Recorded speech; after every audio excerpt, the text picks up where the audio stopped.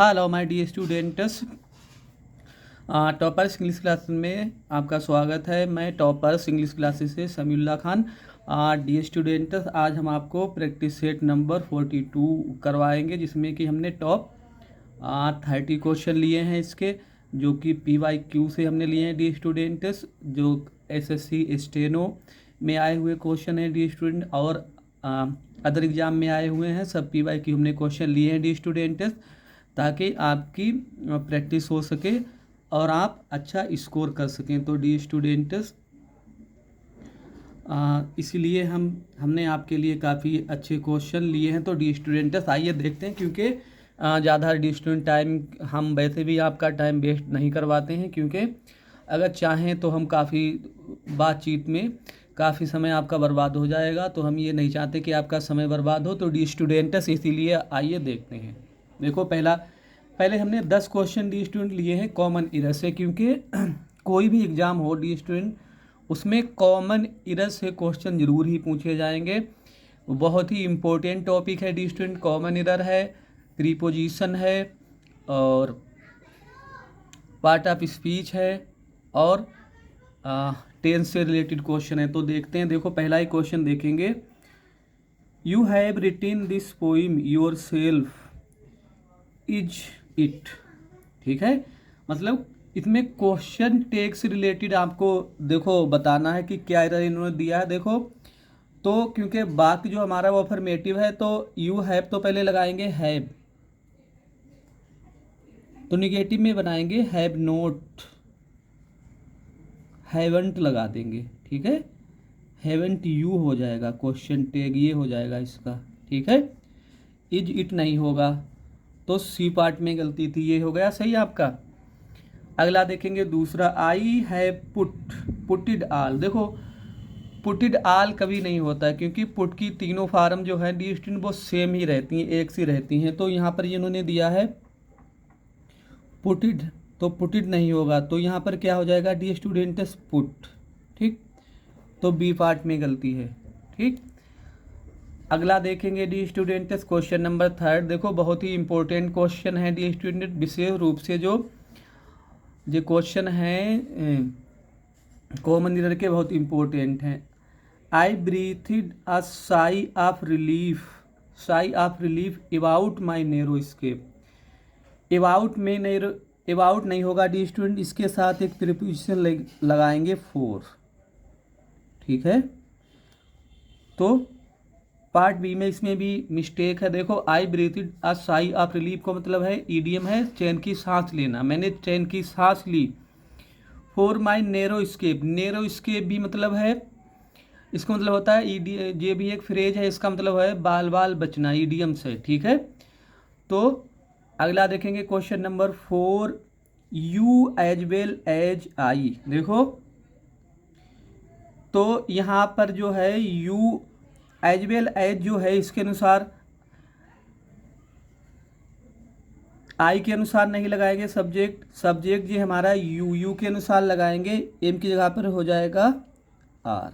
ठीक, क्योंकि as well as जो है डी स्टूडेंट वो यहाँ पर एक प्रीपोजिशन का काम कर रहा है, तो प्रीपोजिशन अपने साथ एक ऑब्जेक्ट लगता है, तो आई जो है वो एक ऑब्जेक्ट है, तो ऑब्जेक्ट के अनुसार हम वर्ब का प्रयोग नहीं करेंगे, बल्कि हम वर्ब का प्रयोग करेंगे सब्जेक्ट यू के अनुसार, तो आर हो जाएगा। क्वेश्चन नंबर 5 देख लेते हैं D students, we can success, हम सफल हो सकते हैं। देखो, तो बहुत ही सिंपल है dear student, we can success नहीं होगा, क्योंकि कैन एक मॉडल वर्ब है, और मॉडल वर्ब के बाद हमेशा बेस फार्म लगाते हैं, मतलब B1 लगाते हैं, तो क्या हो जाएगा सक्सीड।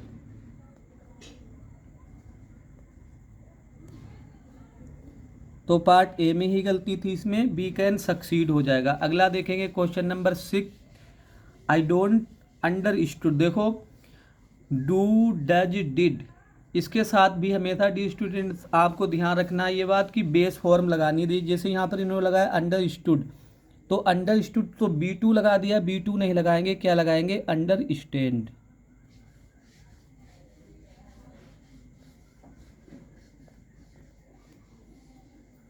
ठीक है, पार्ट बी में गलती है।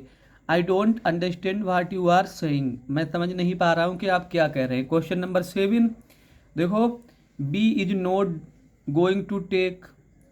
देखो बी बहुत सिंपल, बहुत ही सरल एरर दिया है डी स्टूडेंट्स। बी के साथ आर लगाते हैं, इज नहीं लगाएंगे, तो इसमें भी पार्ट ए में गलती है। ठीक, अगला देखेंगे question number 8, there are not enough rice. देखो राइस जो है वो एक अनकाउंटेबल नाउन है, और देयर वाले जो सब्जेक्ट जो सेंटेंस होते हैं उसमें नाउन के अनुसार ही हम सब मतलब लगाते हैं वर्ब, तो देयर के अनुसार नहीं लगाएंगे, राइस के अनुसार लगाएंगे, तो इज लगा देंगे यहाँ पर। देयर इज, पार्ट ए में गलती है। There is enough rice so I can not make pulao, मतलब काफ़ी राइस नहीं है इसलिए हम पुलाव नहीं बना सकते। क्वेश्चन नंबर 9 देख लेते हैं D students. Do you have an valid explanation for your absence from work. तो डी स्टूडेंट आपको मालूम है कि जब सेंटेंस जो होता है वो हमारा इंट्रोगेटिव में होता है तो एन नहीं लगाएंगे, वहाँ पर क्या लगा देंगे, एनी। ठीक, एन की जगह पर एनी लगा देंगे।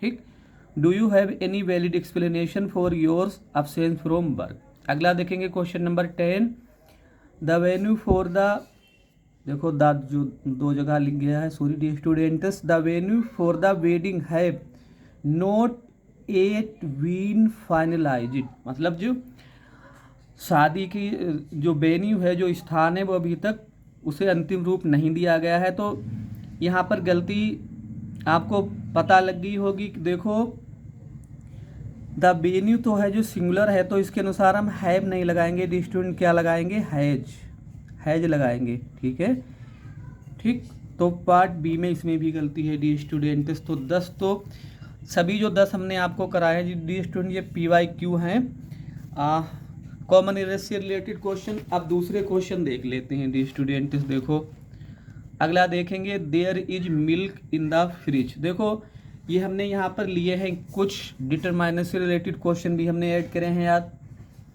तो there is milk, many milk countable noun के साथ, फिर भी काउंटेबल नाउन के साथ लगाएंगे। मिल्क एक अनकाउंटेबल नाउन है, तो क्या लगाएंगे, सम, तो क्या लगाएंगे, there is some milk left in the fridge, fridge में कुछ दूध बचा हुआ है। ठीक, अगला देखेंगे, I have read books on ancient, देखो डी स्टूडेंट्स, एंशियंट हिस्ट्रीज, मतलब प्राचीन इतिहास पर मैंने किताबों को, देखो I have read a few books आएगा, क्योंकि बुक जो है वो एक काउंटेबल नाउन है, तो यहाँ पर आएगा अ फ्यू बुक। ठीक है, अ फ्यू बुक्स। अगला देख लेते हैं D students, question number 13, she does not. देखो अभी हमने आपको बताया निगेटिव और इंट्रोगेटिव के साथ एनी लगाएंगे, तो यहाँ पर एनी आ जाएगा। She does not have any idea about the topic. ठीक, एनी आएगा, उस विषय पर उसे कोई आइडिया नहीं है उसे।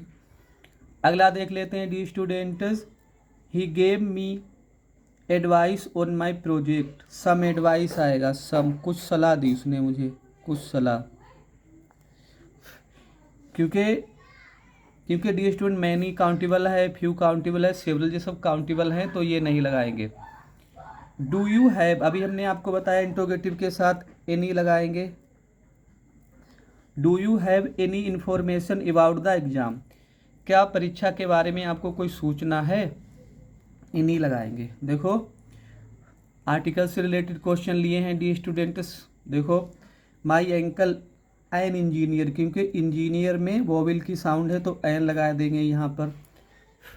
आगे देख लेंगे, देखो अर्थ है, मून है, स्काई है, इसके साथ दा लगाते हैं, द अर्थ इज राउंड, पृथ्वी गोल है। अगला देखेंगे, रोहित लिव्स, प्रीपोजिशन से रिलेटेड क्वेश्चन लिया है डी स्टूडेंट्स, इन आगरा हो जाएगा, क्योंकि आगरा एक बड़ा शहर है, तो बड़े शहर के लिए इनका प्रयोग करेंगे। Question number 19, he is addicted, addicted to होता है, प्रीपोजिशन निश्चित है, एडिक्टेड टू मतलब आदी होना, भाई जुआ खेलने का आदी है। क्वेश्चन नंबर 20 देख लेंगे डी स्टूडेंट, काफ़ी गर्मी है आज। शी वाज बोर्न, महीने के साथ इन लगाते हैं, शी वाज बोर्न इन मार्च, उसका जन्म मार्च में हुआ था। कुछ वोकेबुलरी के क्वेश्चन भी लिए हैं डी स्टूडेंट्स, वो भी देख लेते हैं। देखो सिनोनिम्स ऑफ कैंसिल, कैंसिल का मतलब होता है डी स्टूडेंट छिपाना, तो इसका क्या हो जाएगा हाइड। बाकी और देख लेते हैं, क्लियर माने स्पष्ट करना, डिस्क्लोज माने प्रकट करना, कन्फेस माने स्वीकार करना। ठीक है डी स्टूडेंट।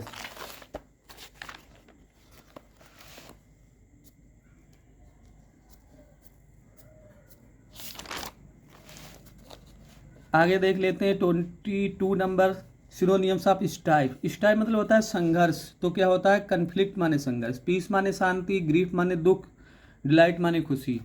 23 नंबर देखेंगे, synonym of delight, sorry student, delight diligent, diligent मतलब होता है मेहनती, तो क्या हो जाएगा हार्ड वर्किंग।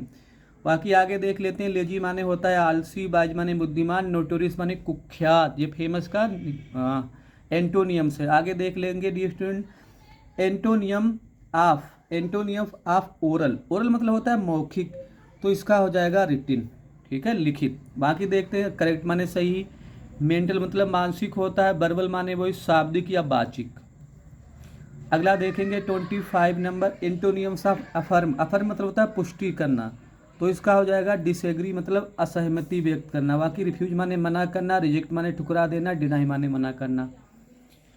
क्वेश्चन नंबर देख लेते हैं डी स्टूडेंट्स, कुछ सेंटेंस टेंसेस से रिलेटेड क्वेश्चन डी स्टूडेंट लिए हैं, वो भी देखेंगे। देखो जैसे ही days to the gym every morning, present routine है, उसका मतलब वो रोज जिम को जाता है, तो क्या आएगा गोज, ही गोज, इसके साथ सिंपल प्रेजेंट का प्रयोग होता है। आगे देखेंगे 26 number, they when the phone wrong. देखो जब पास्ट में दो काम हो जाएंगे स्टूडेंट, तो जो काम ज़्यादा समय से चल रहा हो उसका प्रयोग हम करते हैं पास्ट कंटिन्यूस में, और जो काम थोड़े समय के लिए चले वो होता है पास्ट इंडिफिनिट टेंस। तो फोन रैंग मतलब फोन की घंटी बजी, तो दे वर स्लीपिंग, वे पहले से सो रहे होंगे, तो वर स्लीपिंग आएगा। ठीक है डी स्टूडेंट्स,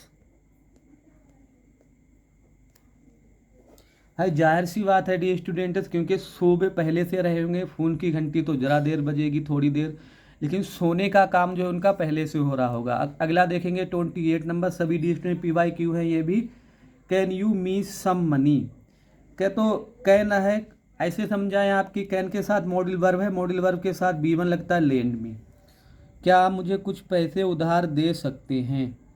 बाकी देखें लेंट माने सेकेंड फॉर्म है इसका, लीव माने छोड़ना का कोई अर्थ नहीं है यहाँ पर, बेस्ट माने बर्बाद करना, इसका कोई अर्थ नहीं। आगे देखेंगे क्वेश्चन नंबर 29 देख लेते हैं डी स्टूडेंट, मीजल। देखो मीजल है, रिकेट्स है, मम्प्स है, ये बीमारी है, बीमारी का नाम है।